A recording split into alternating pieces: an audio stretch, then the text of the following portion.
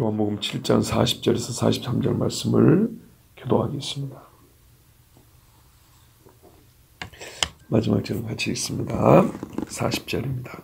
이 말씀을 들은 무리 중에서 어떤 사람은 이 사람이 참으로 그 선지자라 하며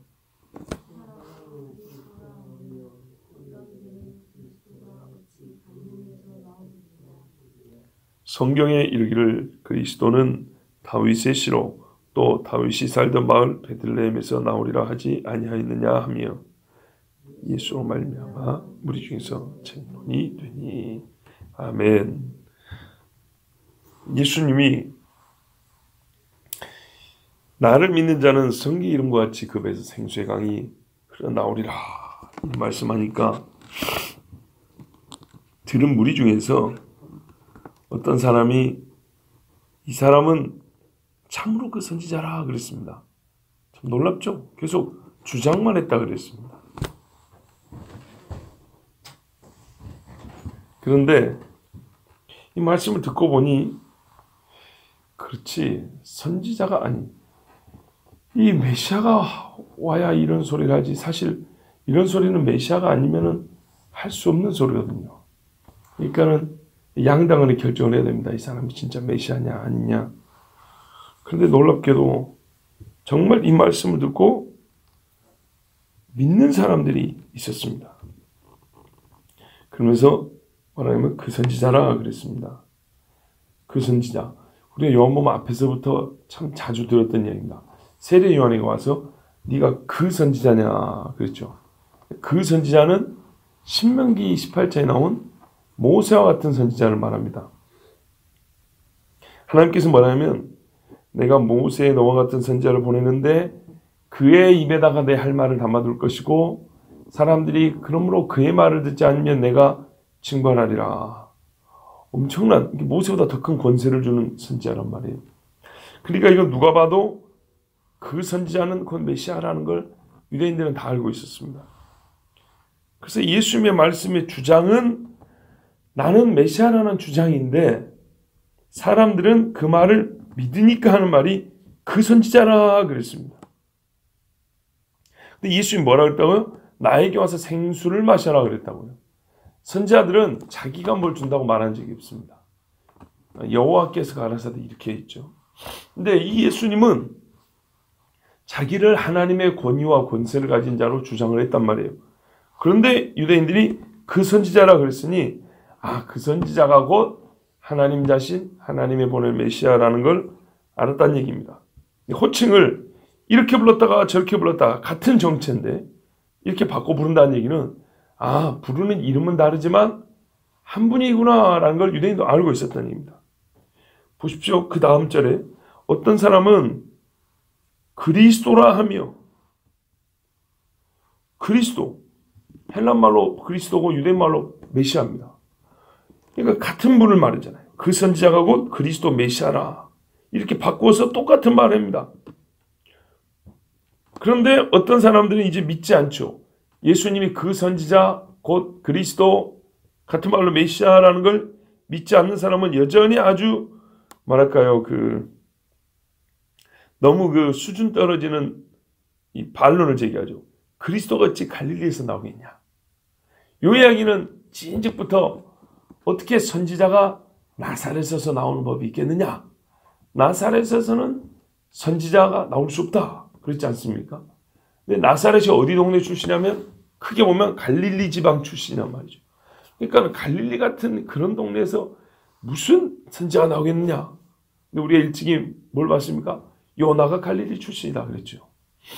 그러니까 이 사람들은 자기들이 하고 싶은 말, 자기들의 주장, 자기들의 편견에 사로잡힌 나머지 갈릴리 출신의 대선지자 요나가 있는 것도 모르고 또 예수님이 원래 어디서 탄생하셨는지 그 출생지를 확인해 볼 생각도 하지 않고 참 안타까운 게 그거예요. 사실에서 의미가 나오는 거라고요. 물 떠주셔서 감사합니다. 이렇게 물이 있고 마실 수 있으니까 이 물을 떠준 의미는 뭘까? 이렇게 생각이 드는 거지. 물이 없는데 내가 마신 걸로 치고 그 의미는 뭘까? 이건 상상으로나 가능한 이야기지 실제로 이거는 진짜 말 그대로 무의미한 이야기입니다. 배가 불렀다 치고 한번 생각을 3일 굶은 사람한테 이런 소리 하면 깜빡겠죠. 정말 중요한 문제는 사실이 명확해야 됩니다. 그러니까 겉으로 보이는 사실도 명확해야 되고 심정적으로 사실도 정확해야 됩니다. 무슨 마음으로 했냐. 그래서 세상의 범죄도 고의범하고 과실범을 나눈다 하잖아요. 그러니까 결과가 무슨 결과가 나왔냐. 객관적으로 사람이 다쳤어. 사람이 다쳤기 때문에 병원도 가고 119도 출동하고 막 동네 사람도 시끌벅적했던 거 아닙니까? 그래서 이런 사고를 막기 위해서 뭘 어떻게 해야 되겠냐. 대책도 마련하는 거 아닙니까? 그런데 이게 단순 사고냐? 아니면 누가 일부러 사람을 해하려고 한 거냐? 여기에 따라서 문제는 또 완전히 달라지죠. 이 사실관계가 참 중요합니다. 물리적 현상으로서 어떤 사실이 일어났냐? 사람의 심정에 어떤 마음으로 한 것이냐? 너무너무 중요하죠. 남자가 여자에게 꽃다발 하나 줬는데 여자가 그걸 받을 때는 이 마음에 상당히 심적 동요가 크게 돼 있단 말이죠. 좋은 뜻이든 안 좋은 뜻이든 막 그러는데 그때 그 꽃 중에 무슨 의미야? 이렇게 물어봤더니 그냥 나머지 하나 던져준 거야? 이렇게 하면은 자존심이 보통 상하는 게 아니죠. 그 두 사람 오히려 꽃을 받은 것 때문에 더 상할 수 있습니다. 그런 것처럼 정말 이분이 메시아다, 그 선지자다 이렇게 주장하는 사람이 있다면 과연 그런가 하고 찾아보고 확인을 해봐야 될 것입니다. 그런데 이 사람들은 예수님의 출생지 정도를 확인하는 수고도 하지 않았습니다. 그래서 어찌 그리스도가 갈릴리에서 나오겠느냐 이러고 말았습니다.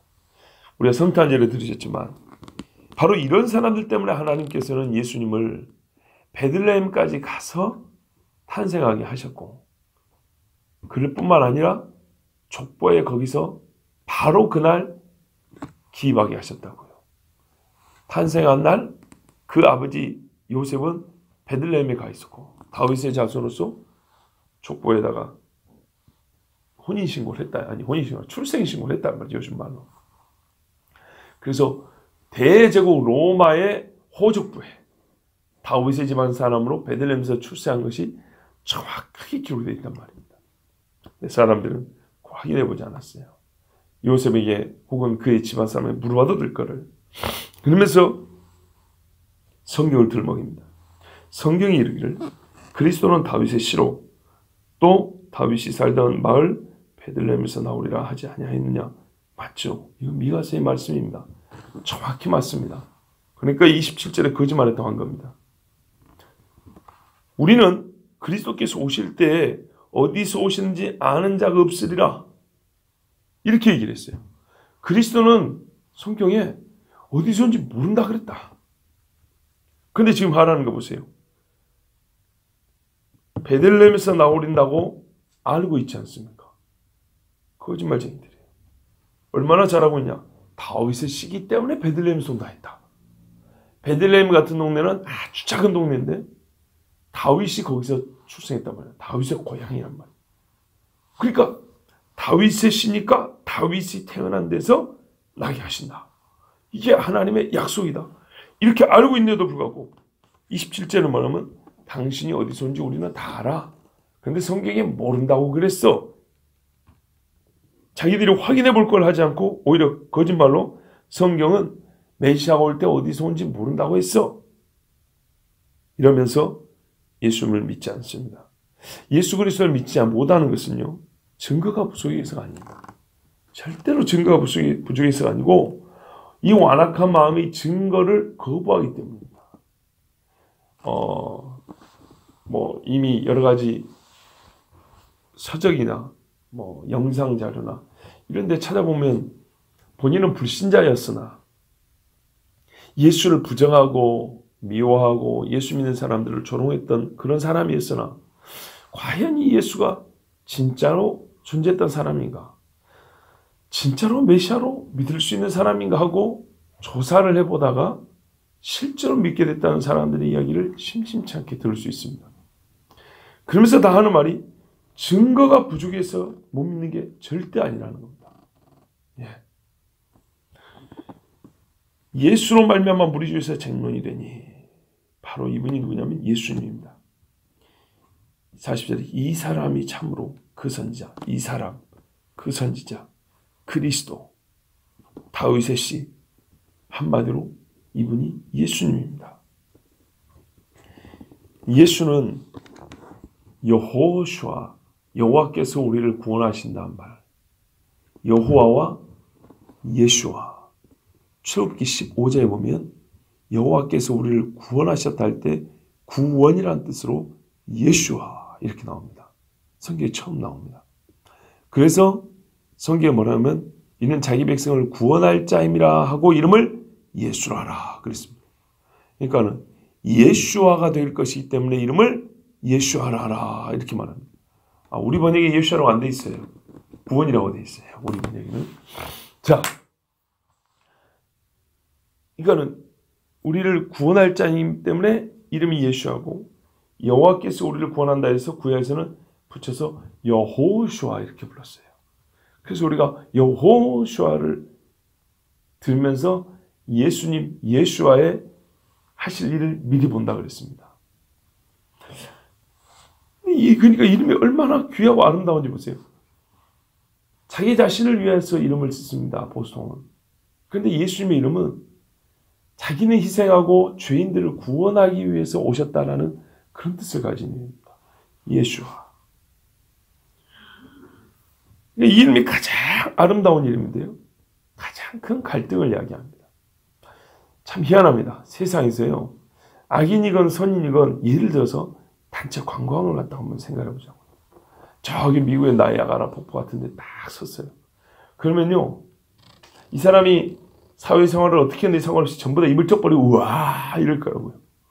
어린애도 와, 나이 든 분도 와, 악인도 와, 선인도 와, 부자도 와, 가난한 사람도 와. 왜요? 모든 아름다운 이 광경에 또 이 장관이라고 할 수 있는 엄청난 이 자연 풍광에 감탄에 맞지 않는다고요. 한마디로 압도하는 아름다움이죠. 세상에 아름다움에 뜻이 갈리는 경우는 거의 없어요. 어중간한 아름다움은 좀 갈릴 수 있어도 정말 이 장관이라고 하는 그런 장면에는 전부 다 넋을 잃고 바라봅니다. 그런데 예수님은 이 아름다운 이름을 갖고 계시고 세상에 그 누구도 알 수 없는 이 최고로 아름다운 일을 하셨어요. 그래서 아름답다 예수여 이 찬송도 있습니다. 그런데 희한하죠. 가장 아름다운 일을 하신 예수님 앞에는 대부분의 사람들이 분노하고 미워하고 조롱합니다. 우리 강인희 집사님이 직접 경험하셨지만 제가 들어보니까 지난 토요일 날 전도하는데 어떤 젊은이가 와서 이 전도하는 것을 상당히 싫어하면서 그만두기를 요구했다는 거예요. 그러면서 우리가 이 정당하게 전도하는 거다 그랬더니 얼굴이 완전히 사색 정색을 하면서 입술이 팍 떨리면서까지 아주 분노한 그런 모습을 봤다 그랬어요. 옛날에 안 그랬어요. 진짜로 옛날에 안 그랬어요. 예수 안 믿는 사람들도 그냥 무관심한 척 지나갔어요. 근데 지금은 그 한 번 전도에 경찰이 왔다 그러지 않습니까? 정말 세상이 얼마나 악해진지 알 수 있습니다. 제가 어릴 때는 제가 고등학교 다닐 때만 하더라도 토요일마다 시내 여러 교회에서 노방전도팀이 나왔어요. 그리고 그게 자연스러웠어요. 그리고 어느 날 그게 사라지니까 섭섭했어요. 근데 지금 한 25년 지났죠. 25년까지는 안 됐네요. 하여튼 그 뒤로는 노방전도를 찾아보기 매우 어려웠고 우리 이 근방에서도 저 어디서 봤냐면 청량리에 사는 분들 가끔 봤고요. 거의 없습니다. 그 말은 사람들이 우리 자신이 믿음이 약해지고 충성스럽지 못해서도 있고 일반 사람들의 거부 반응이 상당히 심각할 정도로 매서울 정도로 있기 때문입니다. 우리가 살고 있는 시대는 바로 예수 때문에 무리 중에서 쟁론이 일어나는데 이 쟁론이 처음에는 그렇게 심각하지 않았어요. 그런데 시간이 갈수록 예수님을 죽이고야 말 정도로 격해졌어요. 지금 우리 시대는 그렇게 가고 있습니다.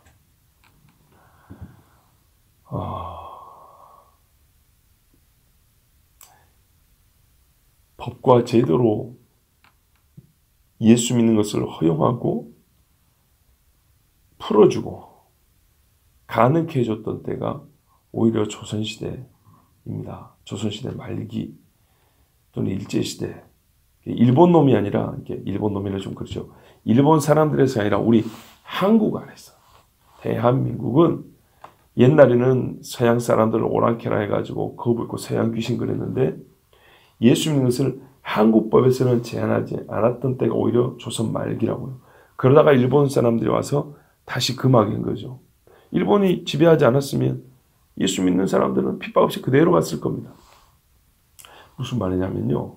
지금 어느 정도로 심각하냐고 생각해 보면 되냐면 전통적으로 귀신을 섬기던 나라가 예수 믿는 것을 허용을 했단 말이죠. 법적으로 허용을.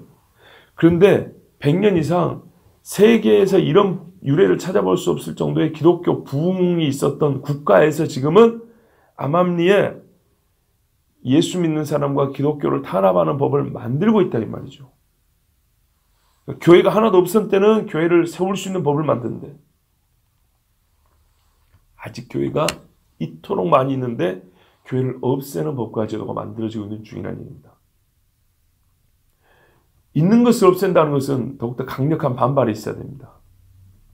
그러니까 그렇게 비교해 보면 우리 지금 현재 최소한의 국가가 하고 있는 이 나라의 지도자들이 하고 있는 것은 100몇십 년 전에 조선시대에 여전히 차례상을 차리고 귀신 섬기는 국가의 지도자들이 하는 것보다 더 악한 짓을 하고 있다는 겁니다. 예수 믿는 사람들을 통해서 훨씬 더 많은 덕을 보고 훨씬 더 많은 나라에 정말 이 하나님이 은혜를 부어주신 걸 경험했으면서도 불구하고 그 은혜를 저버리는 정말 이 나라는 가룟 유다 같은 짓을 하고 있는 겁니다. 그래도 아직까지는 쟁론 중입니다. 아직까지는 예수 믿는 사람들이 그것을 막아야 된다고 하고 있는 중입니다. 지난 8월 달에도 들어보니까 저희 친척 중에는 여수에서 버스 타고 올라와서 시위했던 분도 있다 그래요. 이 나라가 동성애자들이 결혼하는 것을 법적으로 혼인관계로 인정해주는 그 지경까지 가면 안 된다. 정말 세상에 그 휴일날 저 천리길을 마다하고 와가지고 그렇게 외쳤던 사람도 있다 그래요. 왜 그렇게 해야만 하는 국가가 됐냐 이 말입니다. 보십시오. 메시아에 대한 예언이 가장 많이 주어진, 가장이라고 표현해 주죠. 유일하게 주어진 민족. 성경을 유일하게 받은 나라가 이스라엘입니다. 그런데 출애굽했을 때 400년을 종살을 해서 애굽의 때가 아직 안 벗겨졌을 때, 애굽의 물이 안 빠졌을 때 오히려 하나님 말씀 따르겠습니다 하고 불과 40년 만에 가나안도 들어갔는데 그 율법을 받고 선지자들이 몇 명이 왔다 갔습니까? 선지자들 수만 세어도 엄청난 하나님의 은혜의 역사를 경험했는데 오히려 그 끄트머리에 오니까 그 은혜가 없었으면 어느 정도 차라리 이해를 하겠어요. 그런데 그 은혜가 가득가득 쌓여 있는데 그때 메시아가 왔는데 죽여버렸어요. 그러니까 그 죄를 어찌할 거냐 그 말이죠.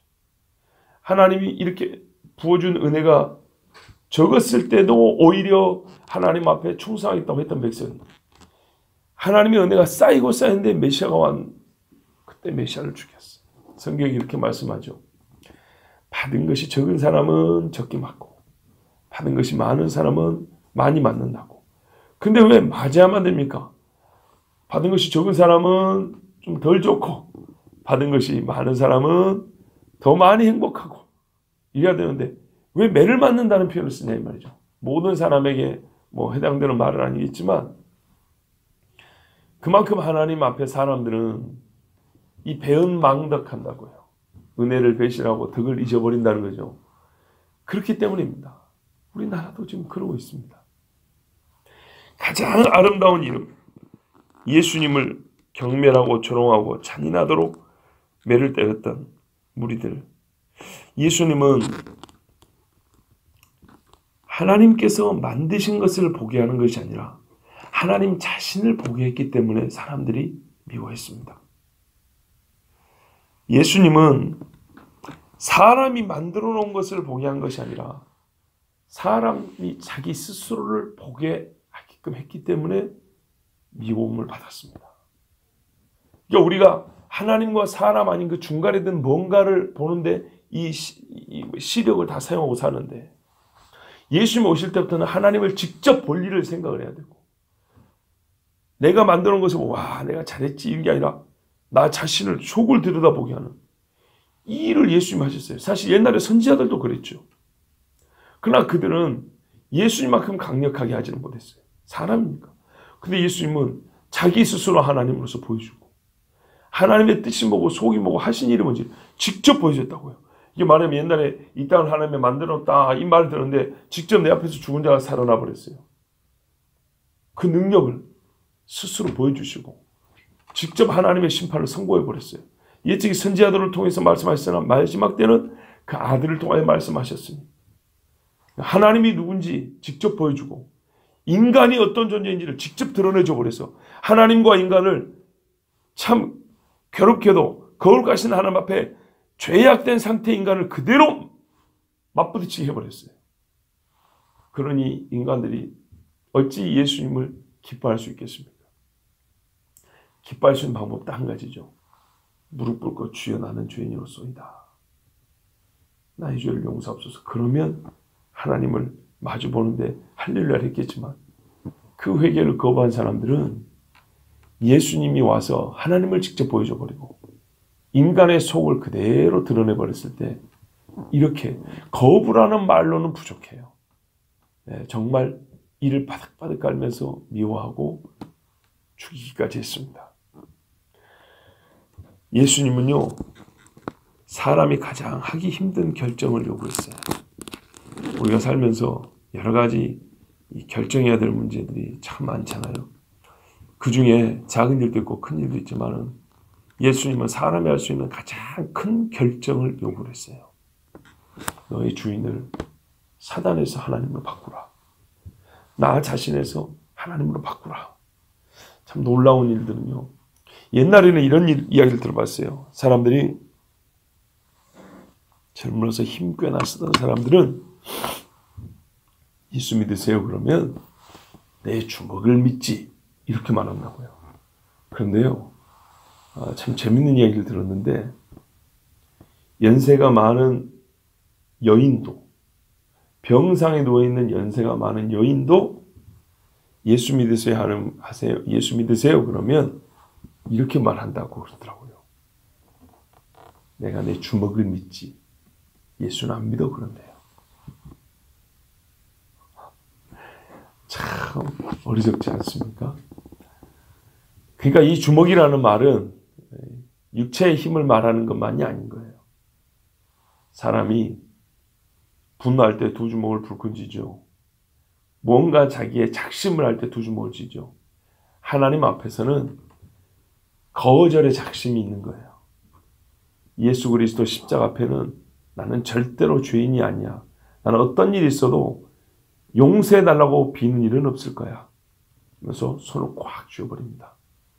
그리고 자기 죄를 이렇게 꽉 쥐고 절대 안 놓는 겁니다. 그러면서 생을 마감해 간다고. 그런 이야기를 들어본 적도 있습니다. 예수님은 가장 어려운 인간, 죄인된 인간에게는 가장 힘든 결정을 요구합니다. 내 죄를 주님 앞에 내어놓으라는 이 결정을 요구합니다. 바로 여기서 세상에서 가장 오래되고 격렬한 싸움, 전쟁이 시작됩니다. 우리 하나님께서 죄 지은 아담에게 찾아오셨습니다. 그리고 먼저 부르셨습니다. 그리고 죄를 꼬집어냈습니다. 네가 왜 숨어 있느냐? 자, 예전에 한번 말씀드렸는데 제가 이와 아주 정말 이 말씀을 뼈에 새길 정도의 체험이 있다고 그랬습니다. 저희 부모님이 어릴 때 양봉을 하러 육지로 가 계신단 말이에요. 섬에는 꽃이 적기 때문에. 그런데 중학교 1학년 때 요만한 정말 비디오 플레이어 있잖아요. 요거를 사주고 갔어요. 그때 당시 찬양 비디오 테이프, 뭐 간증 비디오 테이프, 목사님들 설교 비디오 테이프, 요즘에 같이 인터넷 시대가 아니니까요. 그러면 이제 교인들끼리 같이 보고 은혜 받고 하던 그런 시대란 말이죠. 그 전에 뭐 구형 뭐 하나 하고 있다 이제 새로 나온 거 요만한 거 하나 사놓고 갔는데 그걸 치우고 가시는데 안 치우고 가시면서 아버지가 믿는다 이러고 가셨단 말이에요. 공부 열심히 하고. 그랬는데 중학교 3학년짜리 형이 갖고 있던 그 폭력성 짙은 비디오 테이프를 하나 구해갖고 보다가 비디오 고장나 버렸어요. 아버지가 오시려면 앞으로 한 2달 남았는데 자녀들이 궁금하고 보고 싶으니까 밤에 저 산에서 오토바이 타고 저 읍내까지 내려가서 전화를 하신단 말이죠. 근데 그 아버지 전화가 올 줄 알면서 다른 때는 그 기다렸던 전화를 피해요. 안 가던 야간 자율학습을 가고 집에 오다가 동생들하고 통화하는 소리 들으면 일부러 안 들어가고 밖에서 통화 끝날 때까지 기다려요. 그럼 내용이 들리잖아요, 안에서. 오빠는 어디 갔냐? 그런다고. 오빠는 학교 갔다고 안 왔다고. 그래서 몇 번을 피했어요. 그때 중학교 1학년 때인데요. 깨달아졌어요. 아담이 하나님 앞에 범죄할 때 피하여 숨었다 그랬는데 이거구나.